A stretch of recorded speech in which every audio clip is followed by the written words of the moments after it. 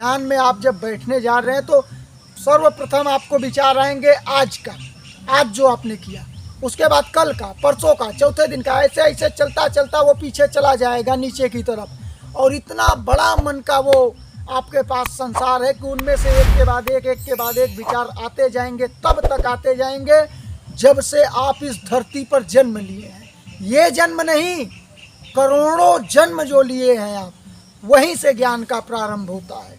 आप सभी चीज़ों को जान जाते हैं।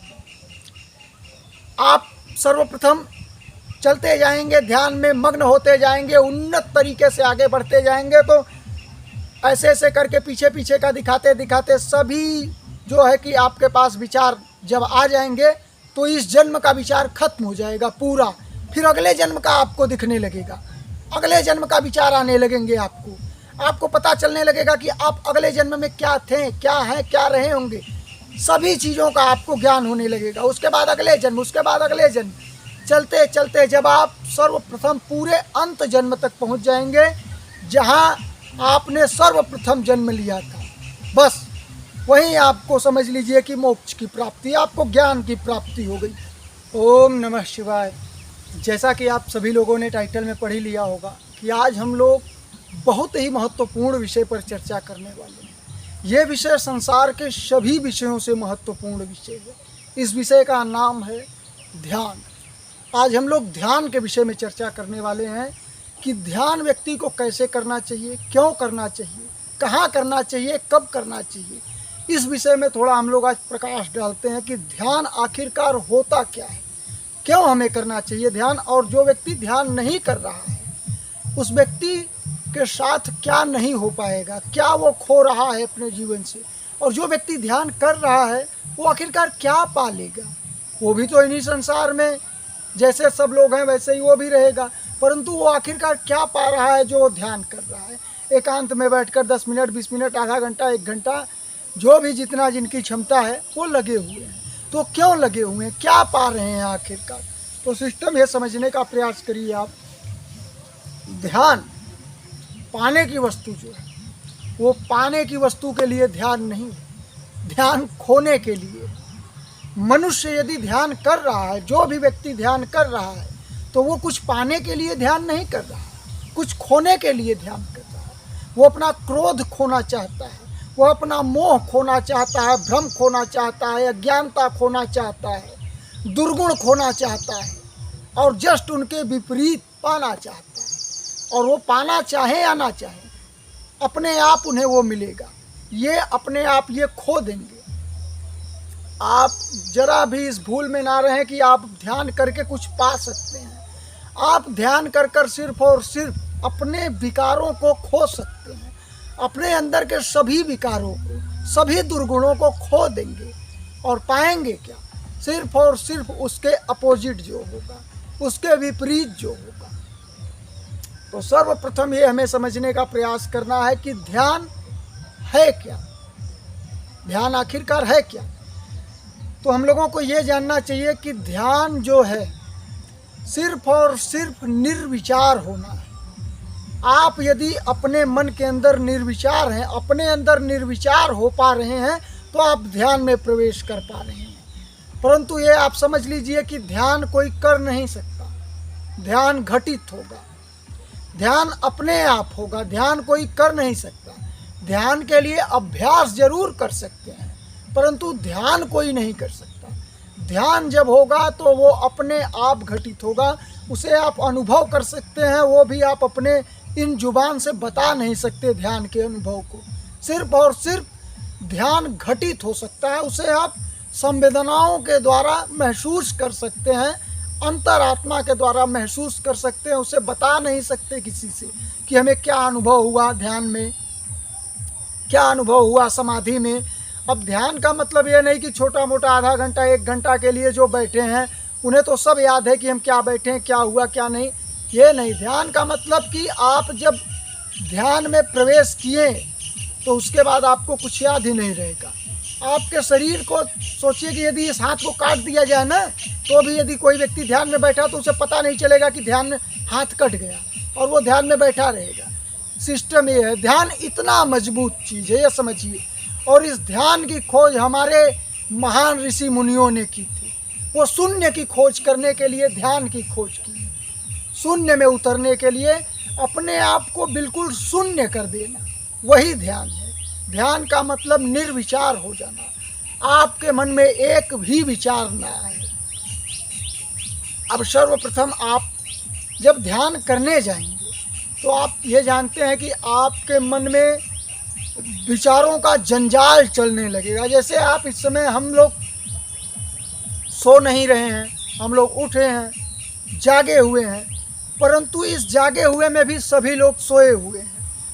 एक आध व्यक्ति जाग जाता है तो उन्हें बुद्ध कहा जाता है, जो जाग गए, अन्यथा और लोग सोए हुए हैं। सोए हुए क्यों हैं? क्योंकि वर्तमान में नहीं है। वर्तमान में रहने वाला जागा हुआ है। या तो ये मन के द्वारा भविष्य में जा रहे हैं, या तो फिर ये मन के द्वारा भूतकाल में है। ये वर्तमान काल में दुनिया का 99 पॉइंट लोग नहीं रह पाते।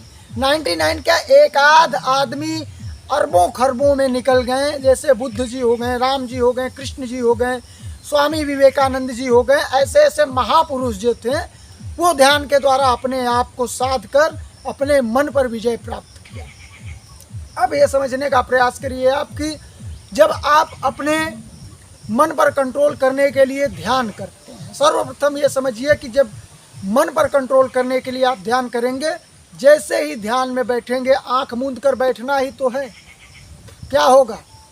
होगा यही कि आपके अंदर विचारों का जंजाल, हाहाकार मच जाएगा। बिल्कुल एक से बढ़कर एक विचार, पुराने से पुराने, नए से नए विचार आपके अंदर आने स्टार्ट हो जाएंगे, शुरू हो जाएंगे।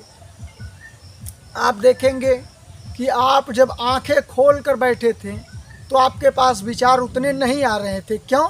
क्योंकि आपकी इंद्री कहीं न कहीं व्यस्त थी। जैसे ही आपने सभी इंद्रियों को अंदर की ओर मोड़ा, बाहर से रिश्ता तोड़ा, आँखों को मूंदा, कान को समझ लीजिए कि आपने अपने इंद्री को वो किया, जो है कि सभी इंद्रियों को आपने जैसे मोड़कर सिर्फ एक जगह ध्यान लगाया, एक जगह पर फोकस किया, तो निश्चित तौर पर विचारों का झंझावात चलने लगता है। और ये कारण क्या है? कारण यही है, ध्यान से आप भूत भविष्य वर्तमान को जान सकते हैं। जो व्यक्ति उत्तम तरीके से, उन्नत तरीके से ध्यान कर सकने में सक्षम है, वो भूत भविष्य वर्तमान बता सकता है। किसी का भी बता सकता है कि इनका भूत क्या होने वाला है, वर्तमान क्या होने वाला है, भविष्य क्या होने वाला है। ये क्यों बता सकते हो? क्योंकि वही विचार जो है, वो विचार जो है आदमी, जैसे कि आप, यही कहा जाता है कि ध्यान में आप जब बैठने जा रहे हैं तो सर्वप्रथम आपको विचार आएंगे आज का, आज जो आपने किया, उसके बाद कल का, परसों का, चौथे दिन का, ऐसे ऐसे चलता चलता वो पीछे चला जाएगा नीचे की तरफ। और इतना बड़ा मन का वो आपके पास संसार है कि उनमें से एक के बाद एक विचार आते जाएंगे, तब तक आते जाएंगे जब से आप इस धरती पर जन्म लिए हैं। ये जन्म नहीं, करोड़ों जन्म जो लिए हैं आप, वहीं से ज्ञान का प्रारंभ होता है। आप सभी चीज़ों को जान जाते हैं।